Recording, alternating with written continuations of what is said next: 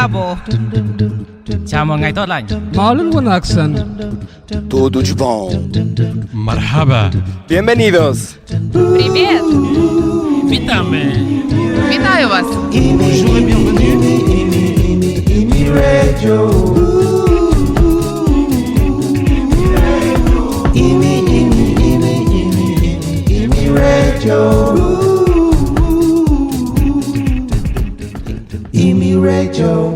Hello, everybody. How is everyone doing? Welcome to Beats, Rhymes, and Current Times, brought to you by Low Budget Crew Productions. And Carter, I just heard the door. Yeah. Is someone walking in? I don't know, but I guess our first topic will be CPT.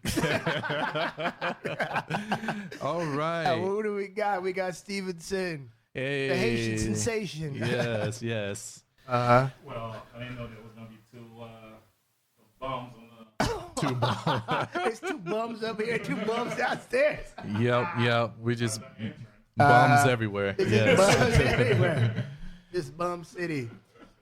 So what's going on? We started off with the Fugees. I think they're one of the most famous sort of Haitian American hip hop group from the 90s. So we figured that'd be a great introduction to having our fellow low budget crew member and Haitian sensation Stevenson Grammont. So Stevenson, what's up, man? How you doing, brother? Good. How about you fellas? We're good. Hot today, though. Oh. Huh? Yeah. Summer hot. I'm overdressed. Yeah. Yeah. Did not expect that heat to already hit, you know?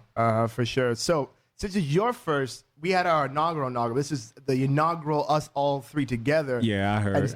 And DJ was kind of the focus a little bit in the last one. You're going to be the focus this time. So what do you got going on? What's going on with you lately? I mean, I see you every week, but for our listeners out there, you know, what's up with Stevenson? Well, first of all, let me start off by saying the Haitian is back here because I heard you guys the last past guys with the joke with the Haitian. I know. He had to show up. Yeah, he had to represent. Yeah, I heard that. Well taken. So, yeah. No, I've been here for a while, like you fellas. I'm an expat. I haven't been in exile like the yellow fella over there. You should try it. It took 1 minute 30 seconds for him to make The balance of power. a joke. Well, for the listeners out there, my joke for him is DJ Yellow. Yeah. Because he's light skinned and look like a waffle cone. Yeah. No, I've been here for a few years. Currently working with a few IT companies in terms of consulting, business management. Not only IT companies, but other financial companies as well too. Yeah. And I also work with a few artists in terms of painting sculptures to kind of bring them to the States. But you know, What are we going to do with this one over here? well, he has, Pablo the Negro. he has to get darker. Okay. Get some tan. Because I'll try. you know, he has his own painting thing I know, going I on saw now. it. Yeah, we were there. Yeah. And he so sold one not too long ago. I sold it.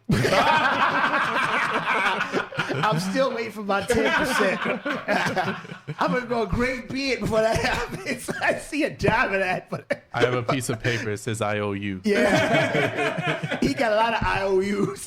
Don't call me, I'll call you. Yeah, exactly. Next time I'm gonna get money in hand first, take out my part to get it. So that's gonna be how the next deal works. Congratulations, I played myself. Well, we got a new soundbite in the future. Exactly. Yeah, he got the 5-finger discount. So. Yeah. So like, what was it? I mean, because you made your way, because you're like an expat and an expat, because you were like an coming to America at 13, 14 years old. Well, you can say I'm a double immigrant. Yeah, double.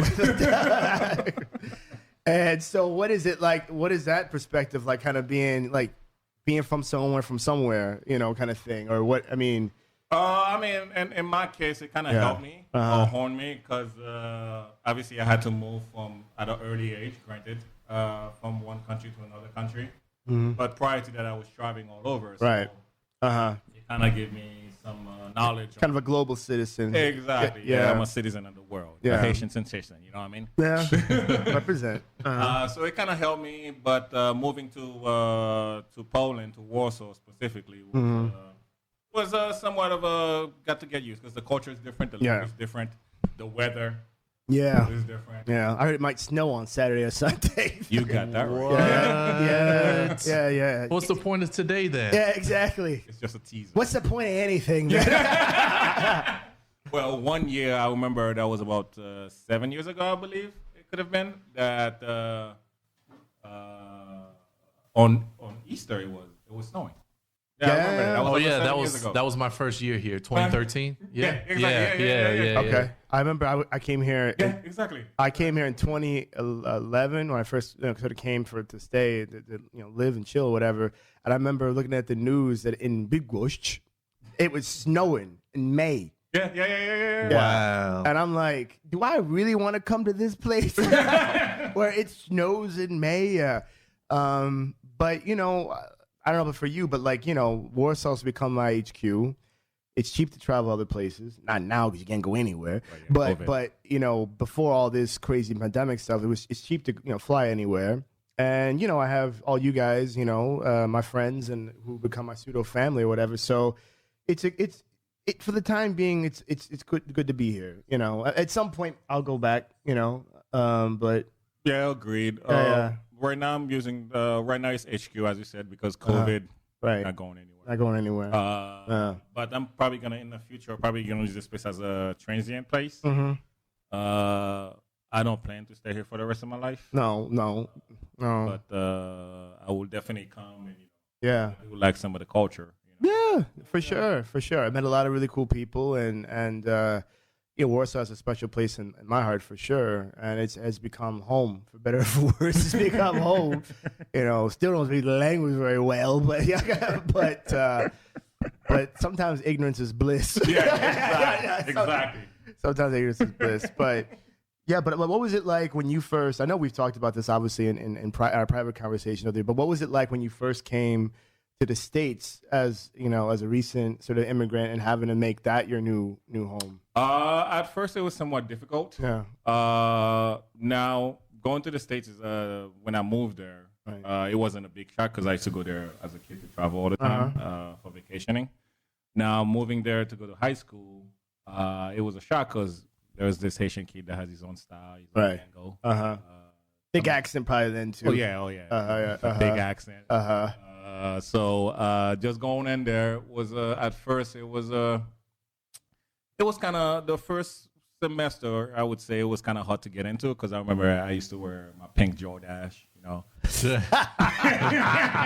imagine people. This is before the pink craze. This is like we're talking like 93. Yeah. 93, 94. So he was a trendsetter. I remember I had my pink Jordache. And you guys remember him? It was around somewhat hot, but it was like prior, but it was still hot in my mind. You remember the Zodiac shoes? Oh man, like Zodiac shoes with the things. Oh man. And you got these kids in high school looking at me like, what the hell is wrong with this guy? Where are you from? Yeah, exactly. And speaking French and then not playing football but playing soccer. Who the hell is this kid? Yeah. But you can play basketball. Yeah, so that was your saving grace. Yeah, that was my end. Your end. My end. Your when I realized, to that world. The deep. Cultural. The culture. Yeah, exactly. Culture in. So that was my end, but my first semester was kind of tough to get used to. Good thing for sports. Good thing for sports. Sports is a great equalizer. Really, it truly is. I mean, someone said it best. They were talking about they're asking. They said, well, why do black people excel so well in sports? And then of course there's the racist thing of like we're built better and all this kind of stuff. And someone said, no, that's not it. He's like, if you give us a chance where the playing ground is equal. And the rules are known to everyone. Will flourish. Oh yeah. And that's one of the few places in society where like the rules are kind of clear, right? And the kind of people have to abide by the rules who respect the game. Except when the ref come into play. Yeah, well, but what I'm saying. But like it makes sense when you think about it. That's why we're able to. So it's just if you use that as a kind of a corollary to. A microcosm, but look at it as a microcosm, that if we had this thing, this equal playing field in the States with regards to the rule of law, justice, things like that, then we could flourish as well. So does that count for winter sports though? One step at a time.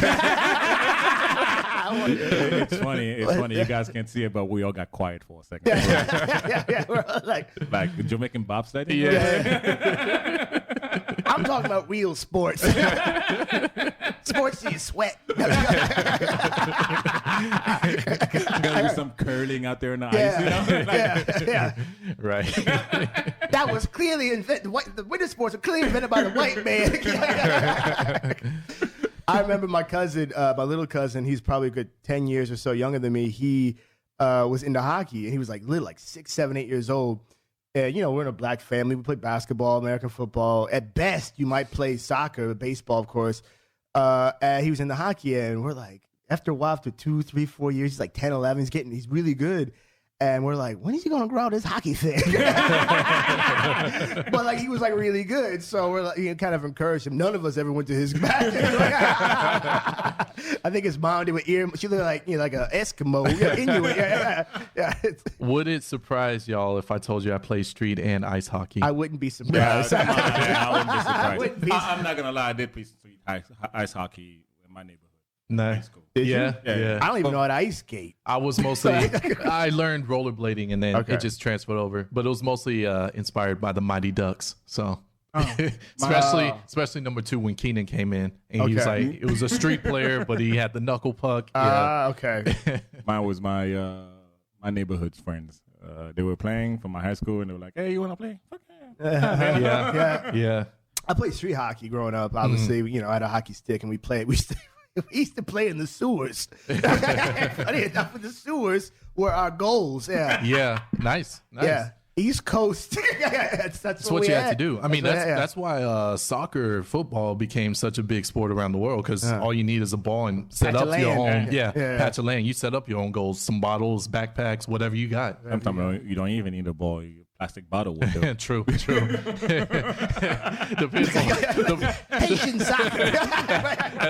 that's Haitian football. I think bounce it around. How many World Cups did you go to? Oh. Probably before, way before, but I don't think so. He's like, if I can't remember, it probably didn't happen in my lifetime. Yeah. It would have been like this legend that happened. Yeah. Right. Yeah, for sure. I think in my lifetime, the American team that I know, because I don't really pay attention, it's not my sport. Like, I remember the one time they went in the 90s, right? They've been a few times. Alexi 94. Alexi Lawless. Lawless. Yeah. I remember that. They went recently. The men? Yeah, they got all the way to the semifinals. They did? That's why in America, folks that are listening, they don't care about soccer, because for the rest of the world, being to the semifinal would have been a big deal. And America's like, okay, let's go watch football. Yeah. Real football. The old pigskin. They made it all the way to the semifinal not too long ago. I know more about the women's soccer. The women's. American, because they actually win. Yeah. Yeah, exactly. Yeah, Alexi Lawless. Yeah. Is he Greek? With that goatee and all that. We, in the soccer world, call him GOAT. The goat? The goat face. The goat, yeah. Oh, you remember these American uniforms back in like 94? I really don't. It was. I really don't. Yeah. It was special. Really? Okay. Just gray with all those stars. It was. Thank God we went more simple with our things later. But yeah. No, I don't remember any of that. Yeah. I do. You do. I do. Yeah. Dallas had a You were too hosted. young in '94. No, I was like 4. No, I was older than 4. But it was like right at the edge of my memory. Okay. But yeah, Dallas had a game. It was in the Cotton Bowl. Oh, you about 7 probably. Yeah. 6 to 5. Okay. Or 5 to 6, somewhere in that range. Yeah. That makes sense. Yeah. And we were in the Cotton Bowl. I just remember a lot of yelling and a lot of colors. Brazil and I think Netherlands, if I remember. So all those orange and yellows. Yeah, and with those bright jerseys. That's what I remember, bright colors. So I thought, wow, this is amazing. What is You'll this? not touch me much. Luckily, it wasn't set in Africa, because I don't know if you know, like 2010, they had the vuvuzelas. The vuvuzelas. Yeah, those vuvuzelas. What is that? Just these horns that South make Africa. that. Oh, really? In South Yeah. Africa. Oh, It's man. the culture. Yeah. Oh, yeah. Vuvuzela. Oh man, there were so many jokes about it because how annoying that sound is. So imagine when Shaka Zulu was fighting. You know it came from that. Zulu warrior. That's what English you and would the hear. Dutch dudes ass.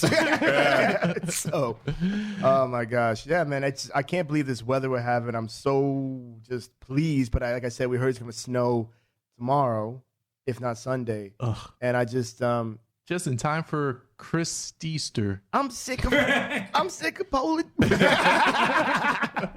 So next topic, we're gonna talk about recently method. Oh, actually, let's go into. I think I don't know if you watched it yet, but it was the Judas and the Black Messiah, which I Judas and the watched Black just last Messiah. night. You watched it already. Yes. Oh, well, he watched it So too. we all saw it. He So didn't we say all saw otherwise. it. Seen it or not. So we all seen it. So we can talk about that. So let us go into that real quick. We got a little intro. Jill Scott Heron, the revolution will not be televised. All right, that was Gil Scott Heron. The revolution will not be televised. What? That's right. That's what I'm talking about. That's some beautiful poetry there. It is some beautiful poetry, and it leads us into we all saw. I'm mistaken. I didn't think that Stevenson saw it because he ain't got time. He's so busy, but he made time for this. He made time for that. Well, yeah. We're talking about Judas and the Black Messiah, which stars Daniel Kaluuya. Kaluuya. I'm gonna say I like was the gonna say drink. like the drink. Kaluuya, yeah. Lakeith Stanfield. and Good some one. other Negroes. I don't remember the names. Those are the main two. Yeah, It was actually nice seeing those two together again. Yeah. Because the last one was Get Out, and here we go another one. Yeah. Not two dissimilar themes going Exactly. So for those of you who are not familiar with the story of Fred Hampton, Chairman Fred, as he was known, was actually the head of the Black Panther chapter in Chicago, Illinois. Mm-hmm. And he was a young revolutionary fighting for the rights of black people in self-defense, as all Black Panthers and chapters, which was a national organization, were doing across the United States. The Black Panther Party started in 1966, I believe, with Bobby Seale and Huey P. Newton in Oakland, California. And so the story, though, as we go back to the movie, takes place in Chicago. Fred Hampton, he's organizing. He's doing some big things, but actually not just working with black folks, but starts to also incorporate poor white people and Latinos as well into the movement. The Rainbow Coalition. Yes. The first Rainbow That's where Coalition. Jesse Jackson come from. Exactly. Yes. And so Lakeith plays William O'Neill, who basically is a car thief who gets caught up and flipped to basically rat out the Black mean the Panther Party. snitch. Snitch. Yeah, turned snitch by the snitch. FBI. He was turned snitch. Yeah. He was informing the FBI On the about FBI. Fred Hampton. Exactly. So I don't know I love the movie. I thought it was fantastic. I thought Daniel played fantastic as Fred Hampton. I can tell you what happens at the end. It's history, so who cares? I mean, Fred Hampton was basically assassinated by the cops, the pigs. Yes. To put long story short, what did you think, Stevenson, of the movie? I thought it was good. I thought it was a great movie, actually. Well done. It kind of exposed a lot of people that didn't know about the story behind it. Yeah. Because obviously, when people think about the Panthers, well, They get scared. and yeah, Yeah. Because feeding breakfast to black kids is scary. yeah, but it kind of showed that that's one thing that got Fred killed. Because when you get the people in a movement, it's greater than any government can control. So that's why the FBI and And one of the biggest things is much like with Martin Luther King, he was having a bit of a anti-capitalist movement, and that's when they decide, we got to pull the trigger. Go. Right. Exactly. Because you mess look with the at money. all these other folks, Jesse Jackson, for instance, fighting racism all this time, still alive. Yeah. Because it was just fighting racism. Never touch the money. Not to downplay any work that he's done, but still, Right. that was Al one big Sharpton's thing. still alive and got a perm. And skinny. And skinny. And vegan. Right. Yeah. Exactly. Yeah. No. When you go after the capitalistic system, they come after you. Now it's gonna be a little harder because things have changed a little bit. Yeah. But back then, come on. Yeah. Yeah. So he was assassinated December 4th, 1969. Do you know how old he was? 21. 21, man. Yeah. 21. The guy did more in 21 and I have it 41. Yes. So, hats off to Brother Fred. Seriously. Kid. Yep. I'm still fatherless. I'm still childless. Yeah, childless. That you know of. That we all know of. We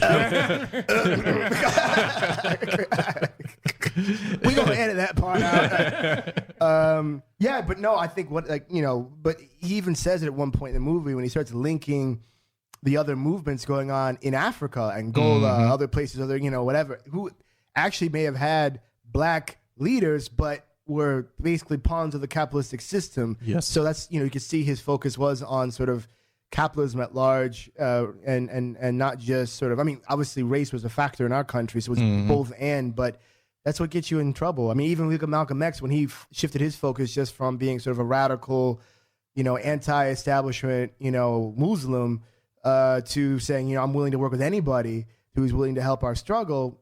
Well, that year he died. So, yeah. By the way, there's a great documentary on Netflix about his death and finding the killers in his death. And I'm ashamed to say that the killers came from Newark, New Jersey, where I was born and raised. So, out of a mosque out of there. But who knows what was linked, if they were linked even further to any other sort of government forces or whatnot. You have to talk to the Nation of Islam. Right. Yeah. Talk to Farrakhan. Yeah. He knows. Allegedly. Allegedly. I'm not trying to have the black Muslims. They're going to find their way out here. Yeah. Dude, I see your brother with the bow tie I'm running. But we're in Poland. We got a lot of pork, by the way. A lot of pork and white women.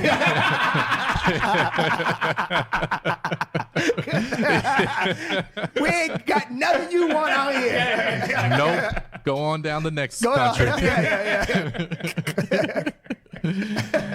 Oh, man. So, ain't no sisters out here. Very, very few. Very few. Very, I see a sister once a week. I mark it on my calendar. And then if she's speaking Polish, you put a star next to it. Yeah, exactly. But no, I thought. What did you think, DJ? I didn't ask you what your thoughts on overall of the film. I was just pretty much, you're growing up, the story, but while you're watching it, you're just angry the whole time. Yeah. And then this is one of those where you're not entirely. Of course, you're putting like a majority of your anger towards the FBI, J. Edgar Hoover, all of them. COINTELPRO. But COINTELPRO is another thing. And then you're kind of conflicted on putting some of your anger at the snitch, William O'Neill, because he obviously was put in a frustrating situation himself, and you saw sometimes he was not entirely committed to continue snitching. He was conflicted. Yeah, he's very conflicted. Yeah. And you start feeling a little bit more on the sympathetic side. You're still thinking, man, you really need to step out or something, but move. move something. But it was tough. But in a bigger picture, if you can think about it, that's one thing that troubles me, I would say. That because he could have used it to his advantage. He could have been a double agent. Yeah, exactly. Yes. He could have been like, hey, by the way, this is what they want to do. So let's work to kind of take the advancement of the movement of what was going on. True. He did not have that mentality or the cultural aspect. Who knows if like he ever thought that's a possibility, or he was just kind of scared the whole time. I think he thought as soon as I say I'm working with the FBI, I'm dead. Yeah, but could possibility because back then they were hot-headed. Yeah, true. I mean, they're young. Full of piss and vinegar. But I think that could have been done and dealt with in a different way.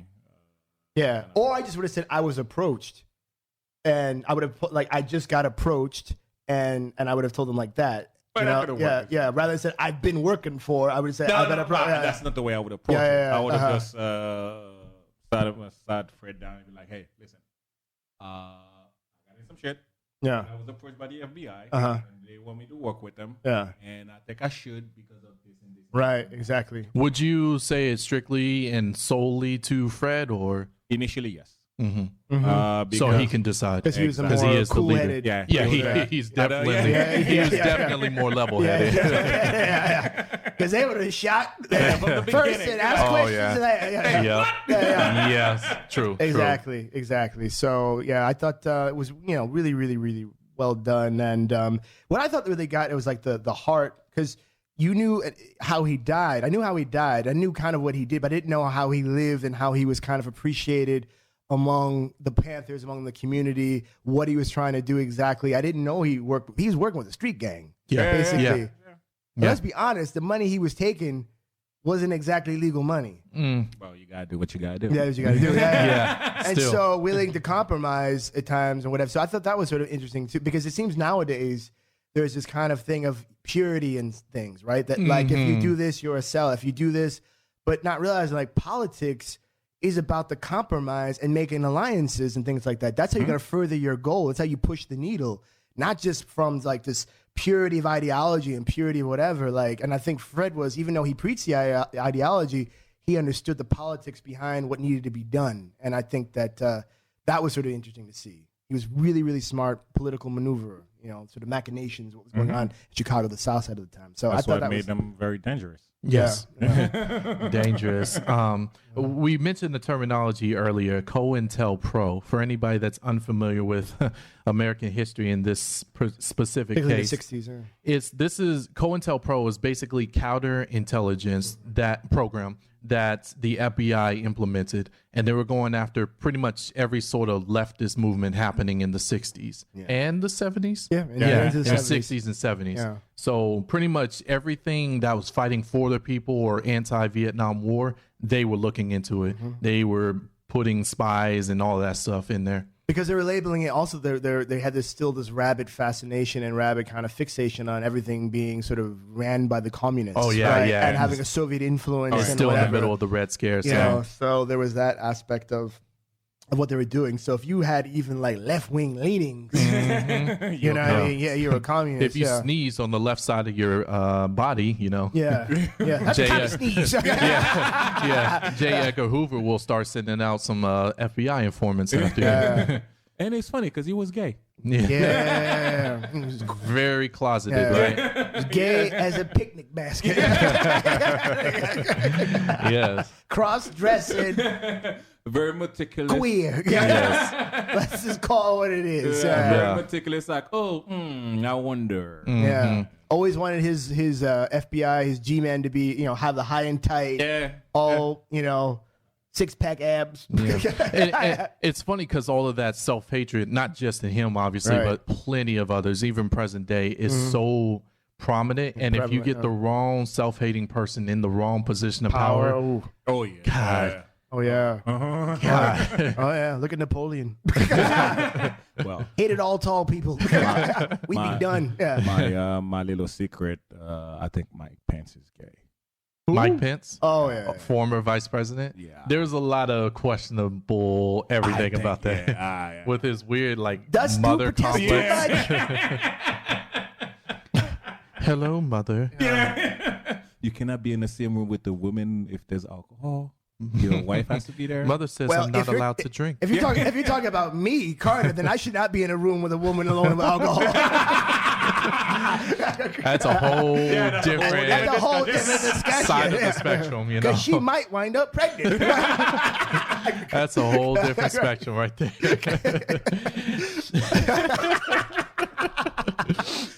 Yeah, man. Shouts out to all the beautiful ladies out there. Exactly. Oh, yeah, by the way, shout out to the rest of the low budget crew. Hopefully we'll see you guys this Easter Sunday for dinner. So shout out to our newest members. Again, I want to give them a shout out. Giles, Jean-Christophe, Anna, Theo, Eric, of course, Philly. Shouts out to our remote sound engineer, Ravi. He's listening and telling us the sound's bad or not. So thank you for that. Yes, thank you, Ravi. He's the fourth brown person. He was not in the building yet. What is he, in New Delhi? No. If you call New Delhi Ravi, his apartment. Yeah. No, Ravi, though, is in some sort of deli. Right. Little guy likes to eat. But, yeah. Shifting to more present day stuff, we course. have the trial of Derek Chauvin, We do. We the do. murderer of George Floyd. I'm glad you didn't even say alleged. Yeah, why, How can you allege, for 9 minutes? yeah, right. Yeah, so that's happening. Yeah. That started this week and everything. It did. Yeah. Did you hear how they're trying to defend Derek?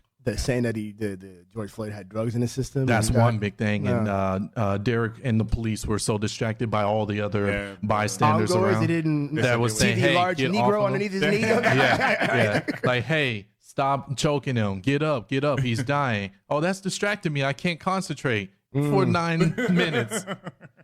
So that's what they're trying to do is. Well, it's not going to work. And also they're coming down that he was doing police training. That's what they're training him to do. That's between him and the police department. That's what I was trained to do. I mean, Said the Nazis at the concentration camp. Yeah, come on. Yeah. I mean, that further dives into the whole bigger aspect of everything. What are they training the police to do? Yeah. What? Okay. Well, obviously you guys know this. Police brutality, particularly towards the black and the minority folks, the black and brown folks, has always been, skewed. I would say. Yes. That's it. That's a mildly way to put it. Yeah. I may run for office in the future. Yeah. Fair enough. I guess I can't say when I said murder, not alleged. I can't run now. Yeah. No. Allegedly. I'll give it to you now. You just you got it back. Yeah. You can run for mayor of Dallas. Yeah, but the problem was then after 9/11.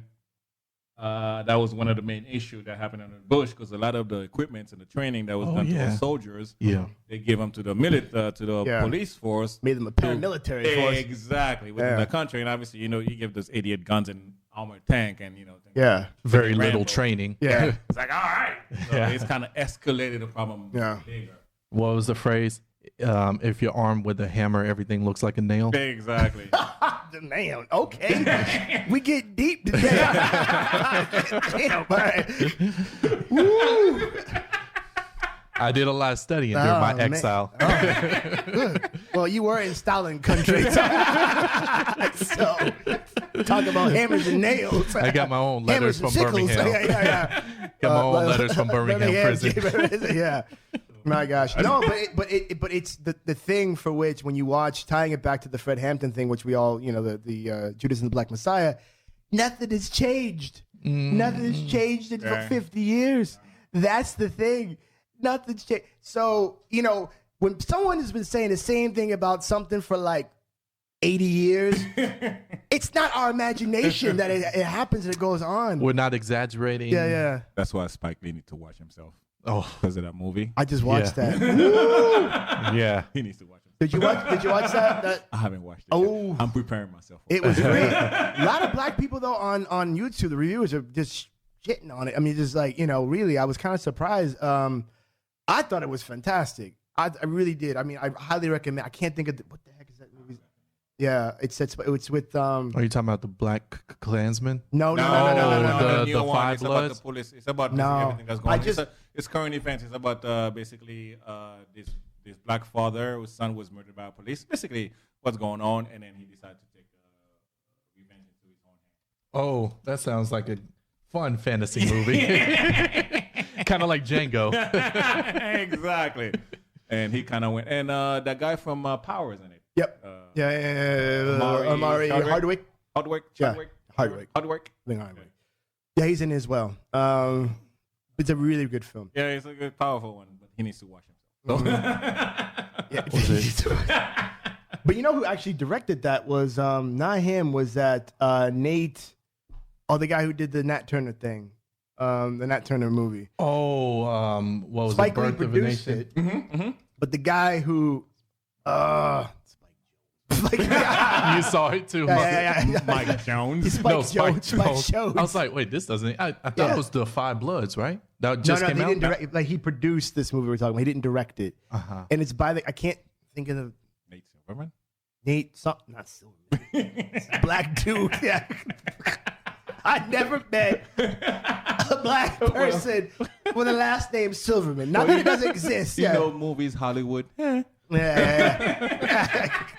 That would be a Black History moment.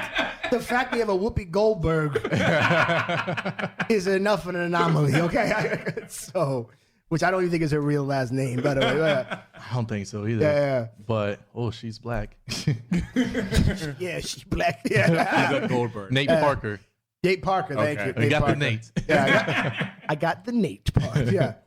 Oh, one thing we wanted to also talk about today, we're going to transition, and you can cue that up at one point. We're going to talk about cancel culture briefly for a few moments, and we have a video we want to kind of lead into that, and we'll get into that.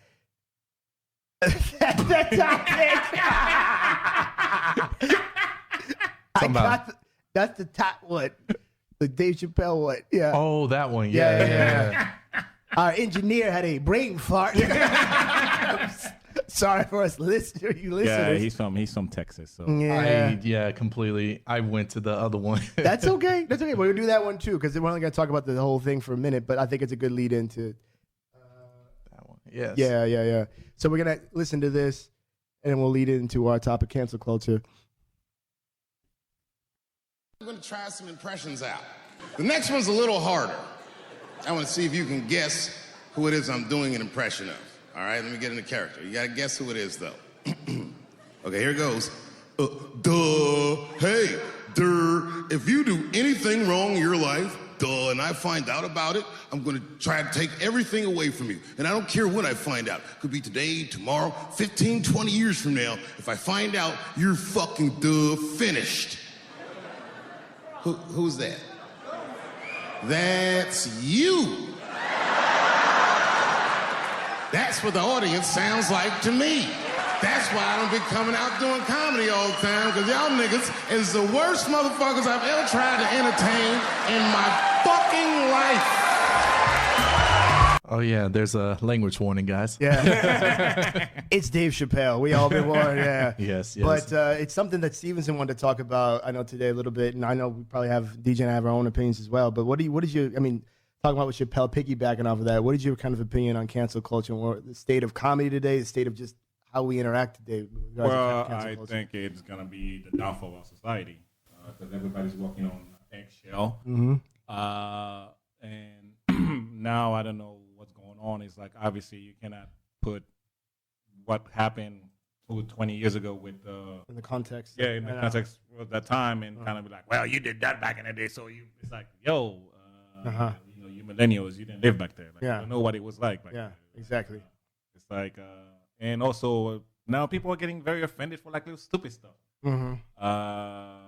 And to me, it's weird. It's like everybody's trying to be too woke. Yeah. It's like, come on. Yeah. The way to deal with those shoes, you have to be tough and strong. The world is a scary place. There's a lot of people that are so concerned with basically being on the right side of history, and then they're overcompensating when it comes to this. That's one of my impressions with this whole thing. What I find crazy is how there are so many people that want to be, I guess you could say, woke for other people's behalf. So like you'll have random people who say that's racist against black people, and then you'll have black people like, what? What? I didn't even think that, but now you're making me think this is a racist thing. This is a stereotype I didn't know about. Thank you. Look, I like chicken because it's delicious. Right. Yeah.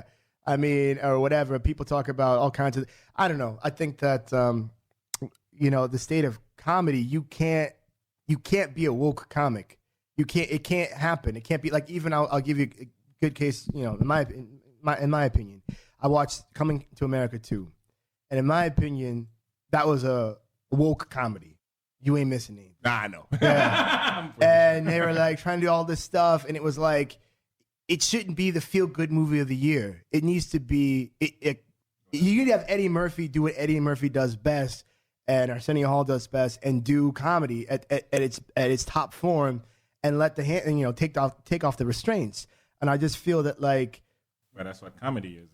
Yeah. To push. It's the same thing with art in general. It is art. Push, yeah, it is art.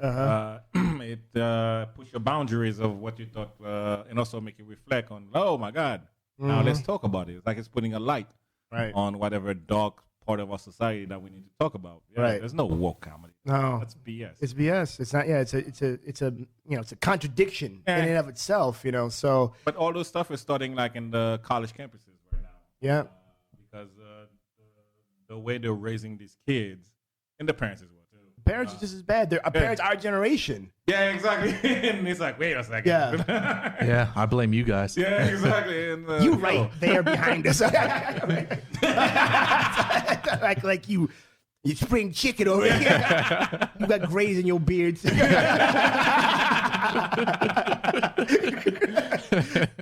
So Ishmael. Yeah. Amish paradise. Yeah, exactly. So it's the I call it the pussification of America. Oh yeah. Nobody can take a joke anymore.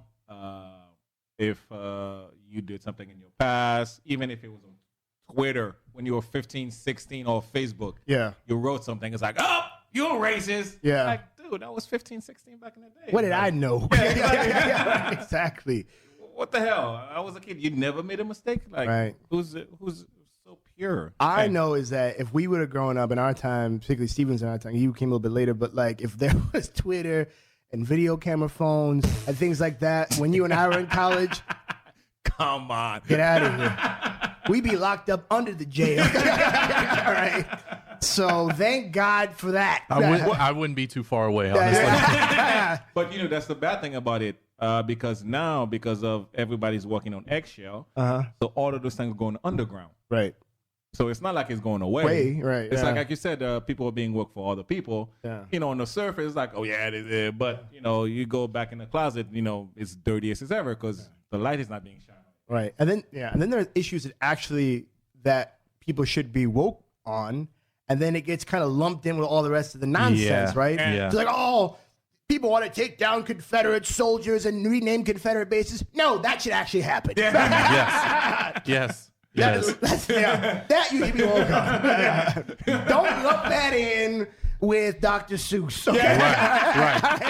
That actually, that was bringing my next point is, do you think because of this lack of a better word, this over wokeness is kind of watering everything else down? So when there's actual cases, everybody's like, it's just part of that whole thing. Right. And you're like, no, man, this is an actual real thing that could affect people.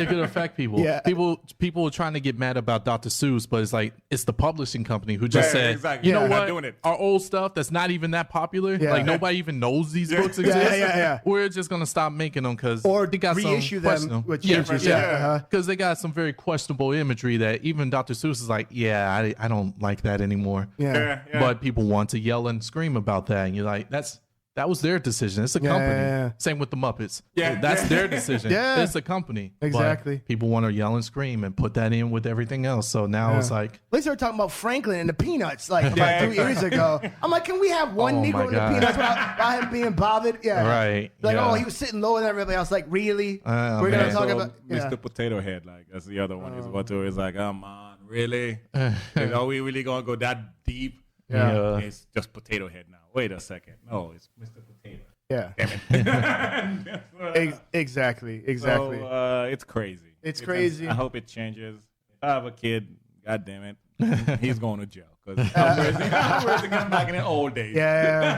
Do you think all of this is just kind of like growing pains? Because we're still sort of adjusting to social media, internet being everywhere, and everybody has a voice. Do you think at some point we'll kind of get over this? I don't think so. Because of money's involved. Because the people that keep crying, oh, Jesus, or crying foul, they're doing it for publicity. For example, perfect example, Candace Owens. Yeah, exactly, right? Exactly, okay? If you look at her past, like now, she's doing a lot of things. She doesn't believe them. She doesn't care. But she's doing it because she's know it's going to wild out the stupid idiots on the right. Like, oh, yeah, now we got a black girl saying that in front of you. Yeah. It's like, did you look at her past and see what she was saying before when she found out she's making some money? Right. And it's like, so that's why I don't think it's going to go away. because There's always a grift. Yeah, there's always that grift going on. Well, And- just like the 24-hour news cycle needs news, Yeah. which is also fed into this kind of like we need something that we're gonna. Oh, Mr. Potato Head, yeah. We got to put that because you have to Fill feed time. this 24-hour news cycle, and also Instagram and social media in general. Right. People need to post things, stay relevant, stay topical, become Oh, yeah. controversial. It's like, come on, Right. come on, people. We're losing a lot of the foundation of what makes us a society. And also, we are being more divided, actually. Everybody's going to their own corners. Which leads us, since we're talking about social media, leads us into the next thing. Whatever. play 30 seconds of, which leads us to the next topic, which is Thots on Instagram. Thoughts on Instagram. Yeah. It's what is a thought? Tot. Can somebody explain that?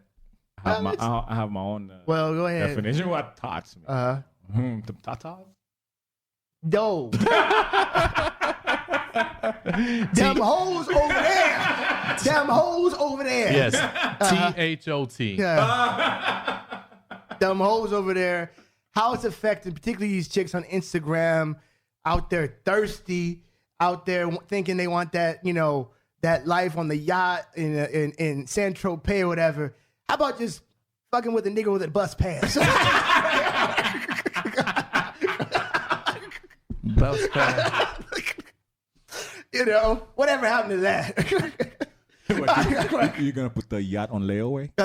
Yeah. With my bus pass card. Yeah, I got my bus pass on layaway.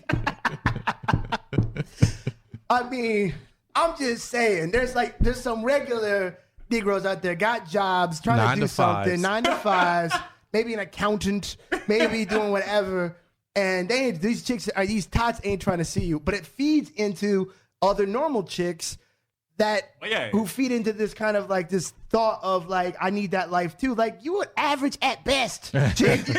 like you were 6 on a cloudy day. Not on Instagram. Well, You got all these filters. Depends on the filters, the angles, the makeup. Exactly. Right. The color, the light. yeah, Yes. yeah. If you need all that, you need to get your ass off Instagram. All right. So. Yeah, but that's the world we live in now. I know. Unfortunately, it's and TikTok is coming into the game now But for the younger generation. But the expectation that chicks have for these, for the average Negro like myself, Yeah, you guys gonna be Someone sounding jealous. No, I'm just saying. I'm not jealous. I'm fighting for the working man over here. All right. All right, I like fat asses too. all right, Black Bernie Sanders for the working man. I like fat asses, big titties too. Lord, No, Instagram is a different monster.